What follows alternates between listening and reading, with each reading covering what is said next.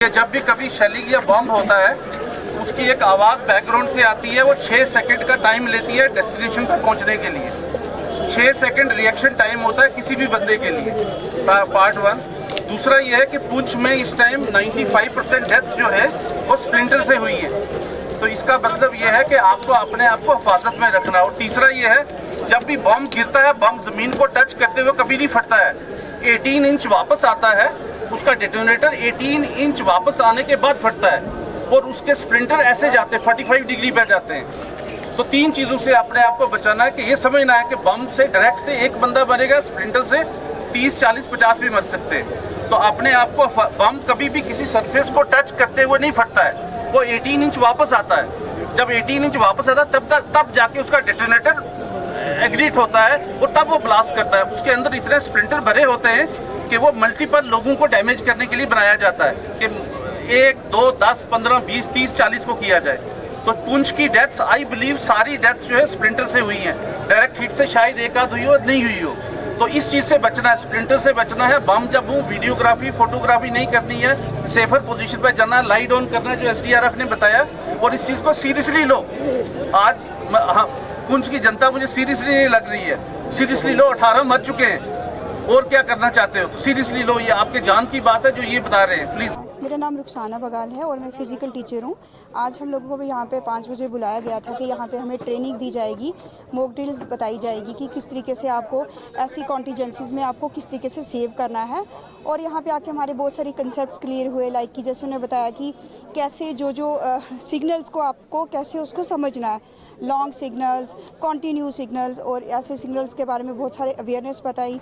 और हमें ऐसे ड्रिल्स बताई कि सपोज़ कभी आप बाहर होते हो, घर से बाहर, तो कोई ऐसी प्रॉब्लम हो जाए, शेलिंग हो जाए, और आपको अपने आप को कैसे बचाना है।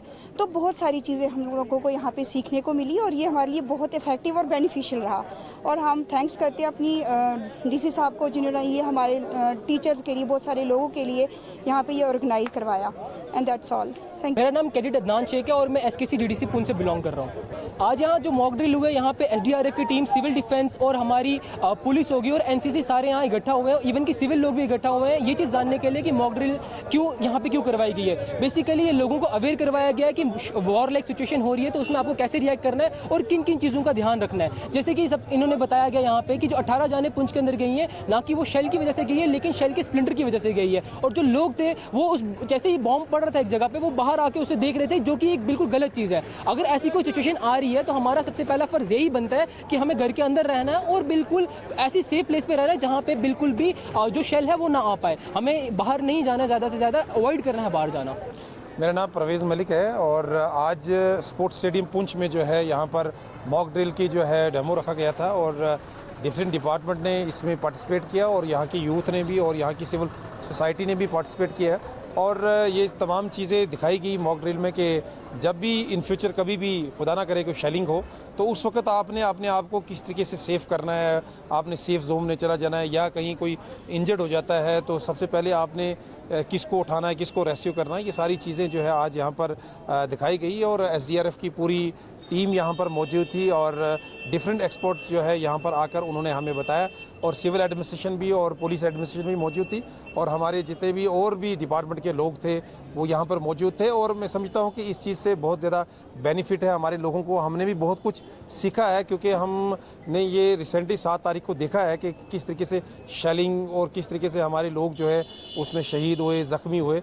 तो इन फ्यूचर जो है ये चीज़ें जब डेली रूटीन पर जब SDRF की टीम जो है बताती रहेगी तो आने वाले वक्त में हमारे लोग जो है अपने आप को और अपने आस पड़ोस के जितने भी लोग हैं उनको सेफ रख सकते हैं। रूटीन SDRF का एक एक्सरसाइज रहा है जिसमें हमें ऑपरेशन शील्ड के नाम से डिस्ट्रिक्ट डिज़ास्टर मैनेजमेंट अथॉरिटी की तरफ से बहुत सारे हमारे स्टेक होल्डर, जिसमें हमसे हमारे NSS के वॉलंटियर्स, NCC के वॉलंटियर्स, हमारी SDRF की टीम्स, हमारे रिटायर्ड लोग जो हमारे जिनको हम वेटरन्स कहेंगे, और हमारे SDRF के वार्डन्स, जितने भी लोगों का, हमारे पुलिस, मेडिकल, पैरामेडिकल्स, रेवेन्यू, ये सारे लोगों ने इकट्ठे होकर एक दूसरे को ये इंफॉर्मेशन शेयरिंग का एक तरीका था और एक दूसरे के साथ जो है एक एक्सरसाइज मॉक ड्रिल किया है। देखिए ये एक कैपेसिटी बिल्डिंग का तरीकाकार है कि हम जो मेरे पास एक स्किल है, लाइफ सेविंग स्किल अगर मेरे पास है तो मैं दूसरे को बताऊं।